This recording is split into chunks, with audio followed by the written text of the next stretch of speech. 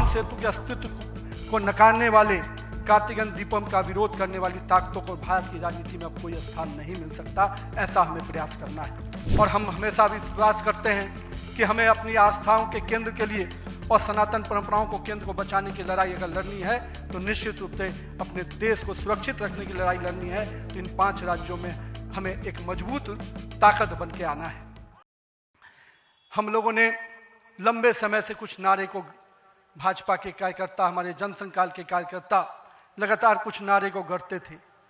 रामलल्ला हम आएंगे, मंदिर वहीं बनाएंगे, जहां हुए बलिदान मुखर्जी वो कश्मीर हमारा है, एक देश में 2 विधान 2 प्रधान 2 निशान नहीं चलेगा।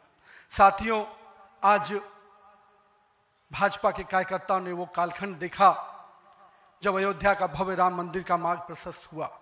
आज जम्मू कश्मीर की जनता ने 370 धारा से मुक्ति का दौर देखा। आज सांस्कृतिक व राष्ट्रवाद की विचारें और मजबूत हो रही हैं। साथियों, मुझे याद है अब वो समय जब हम लोग आज श्रीनगर के लाल चौक पर तिरंगा लहराते देखते हैं तो गर्व की अनुभूति होती है।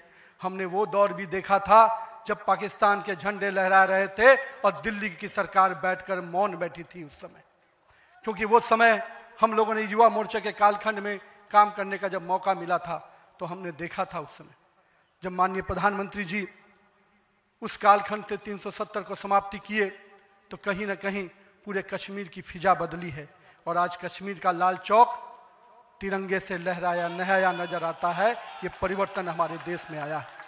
साथियों, हम भारतीय जनता पार्टी के उस सामान्य राजनीतिक दल नहीं जिसके लिए हम काम करते हैं, हम उस विचार के साथ काम करते हैं जिस विचार से हम राजनीतिक अभिव्यक्ति के साथ साथ उस नारे के साथ काम करते हैं जहां राष्ट्र प्रथम के नारे, नेशन फर्स्ट, पार्टी नेक्स्ट और सेल्फ लास्ट, माननीय प्रधानमंत्री जी ने इस नारे के साथ हम लोग को जोड़ा है, हमारे नेतृत्वकर्ता ने हमें जोड़ा है और हम सब के लिए ये प्राथमिकता होनी चाहिए कि हम राष्ट्र के आगे रखकर ही अपने कामों को आगे बढ़ाएं। आज जब भारतीय जनता पार्टी के कार्यकर्ता माननीय प्रधानमंत्री जी अभी हम सबको बता रहे थे कि किस प्रकार से पंचायत से पार्लियामेंट तक का सफर के लिए हर एक कार्यकर्ता लगे, हम आज इस अवसर पर जहां केरल, महाराष्ट्र, गोवा और अरुणाचल प्रदेश के स्थानीय निकायों में हुई शानदार जीत के लिए अपने सभी कार्यकर्ताओं को और उस क्षेत्र की जनता का भी आभार व्यक्त करते हैं। लेकिन मित्रों, अगर पंचायत से पार्लियामेंट का सफर तय करना है और लगातार हर जगह पर भारतीय जनता पार्टी का परचम लहराना है तो हमको अपने समय के लिए पूरा मेहनत और परिश्रम की पराकाष्ठा करनी होगी। क्योंकि अगर 2047 का विकसित भारत बनाना है तो हमको भी अपने पूरे मेहनत और परिश्रम के साथ उसमें जुड़ना होगा। साथियों, हाल में हमने देखा किस प्रकार से तमिलनाडु के एक पहाड़ी के पवित्र कार्तिकेय दीपम को रोकने का प्रयास विपक्षी दलों के द्वारा किया गया। यह नहीं है किसी रोकने के लिए विपक्ष के लोगों ने साजिश नहीं की। हमें याद है हम लोग अभी हाल में देख रहे थे किस प्रकार से न्यायाधीश के विरुद्ध भी महाभियोग लाने का प्रयास किया गया। आज हम जब सोमनाथ की बात करते हैं और स्वाभिमान पर्व मनाने की प्रयास करते हैं तो विपक्षी दलों के लोगों को तकलीफ होती है।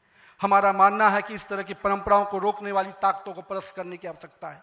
राम सेतु के अस्तित्व को नकारने वाले कार्तिकेयन दीपम का विरोध करने वाली ताकतों को भारत की राजनीति में अब कोई स्थान नहीं मिल सकता। ऐसा हमें प्रयास करना है। साथियों, अगले कुछ महीने में तमिलनाडु, असम, बंगाल, केरल और पुडुचेरी में चुनाव होने जा रहा है और वहां की डेमोग्राफी की पूरी चर्चा हो रही है। किस प्रकार से बदले हुए डेमोग्राफी में वहां चीजें बदल रही हैं और हमारे लिए अपने आप में एक चुनौती है।